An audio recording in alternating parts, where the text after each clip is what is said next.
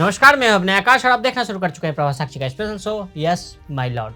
Supreme court से लेकर lower court तक की वीकली राउंडअप में इस सप्ताह कानूनी खबरों के लिहाज से काफी उथल पुथल वाला रहा। सुप्रीम कोर्ट का चुनाव आयुक्त की नियुक्ति वाले नए कानून पर रोक लगाने से इनकार कर दिया। एएमयू के अल्पसंख्यक दर्जे पर 7 जजों की संविधान पीठ में शुरू हुई सुनवाई। बिल्किस बानो केस में सुप्रीम कोर्ट ने गुजरात सरकार का फैसला पलट दिया। सुप्रीम कोर्ट ने कहा कि हिट एंड रन दुर्घटना पीड़ितों को मुआवजा योजना के बारे में सूचित करना चाहिए। इस सप्ताह यानी 8 जनवरी से 13 जनवरी 2024 को क्या कुछ हुआ, कोर्ट के कुछ खास ऑर्डर, जजमेंट और टिप्पणियों का वीकली राउंडअप आपके सामने लेकर आए हैं। कुल मिलाकर कहें तो आपको इस सप्ताह होने वाले भारत के विभिन्न न्यायालयों की खबरों के बारे में बताएंगे। चुनाव आयुक्त की नियुक्ति के कानून पर सुप्रीम कोर्ट की रोक नहीं। मुख्य चुनाव आयुक्त और चुनाव आयुक्तों की नियुक्ति के लिए बनाए गए कानून पर रोक लगाने से सुप्रीम कोर्ट ने इनकार कर दिया। साथ ही इसे चुनौती देने वाली अर्जी पर सुनवाई के लिए सहमति दे दी और सरकार को नोटिस जारी किया। नए कानून में सिलेक्शन पैनल में चीफ जस्टिस को नहीं रखा गया है। अर्जी देने वाले कांग्रेस नेता जया ठाकुर के वकील ने कहा कि इस कानून पर रोक लगाएं, यह अधिकारों के बंटवारे के खिलाफ है। कोर्ट ने कहा दूसरे पक्ष को सुने बिना ऐसा नहीं कर सकते। एएमयू का अल्पसंख्यक दर्जा रहेगा या जाएगा?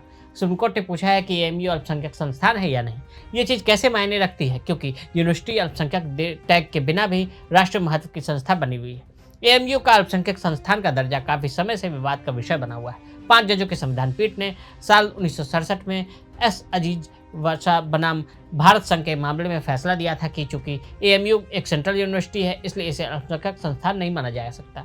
1981 में एक संशोधन के जरिए सर्वोच्च अदालत के फैसले को उलटकर एएमयू को अल्पसंख्यक संस्थान का दर्जा दे दिया गया। बता दें कि अदालत ने हैरानी जताई थी कि एएमयू के 180 मेंबर वाली गवर्निंग काउंसिल में महज 37 मुस्लिम सदस्य हैं, ऐसे में इसे अल्पसंख्यक क्यों माना जाता है। बिल्किस केस में 11 दोषी की रिहाई रद्द। सुप्रीम कोर्ट ने 2002 के गुजरात दंगों के दौरान बिल्किस बानो गैंगरेप के 11 दोषियों को वक्त से पहले रिहा करने के राज्य सरकार के फैसले को रद्द कर दिया। कोर्ट ने दोषियों को 2 हफ्ते में सरेंडर करने का आदेश दिया। अदालत ने कहा कि राज्य सरकार ने दोषियों की रिहाई का आदेश बिना सोचे समझे पारित किया। कोर्ट ने कहा कि एक राज्य में अपराधी के खिलाफ मुकदमा चलाया जाता है, वहीं राज्य में सजा में छूट पर फैसला लेने में सक्षम है। केस महाराष्ट्र में चलाया गया। गुजरात सरकार ने उन शक्तियों का इस्तेमाल किया जो उसके पास थी ही नहीं। इस आधार पर इसके माफी के आदेश को खारिज किया जाना चाहिए। सुप्रीम कोर्ट ने 13 मई 2022 को दिए अपने एक बेंच के उस आदेश को अमान्य माना जिसमें सजा माफी की अर्जी पर राज्य सरकार से विचार को कहा गया।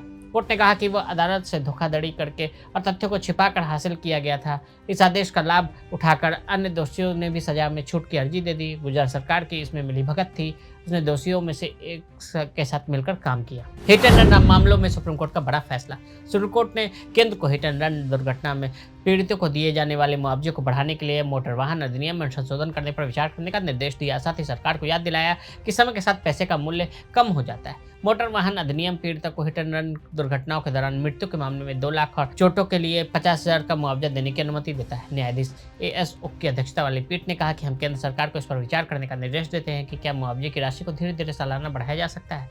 केंद्र सरकार आज से 8 सप्ताह के भीतर इस मुद्दे पर उचित निर्णय लेगी। सुप्रीम कोर्ट ने वकील को दिया अपने जजों से माफी मांगने का आदेश।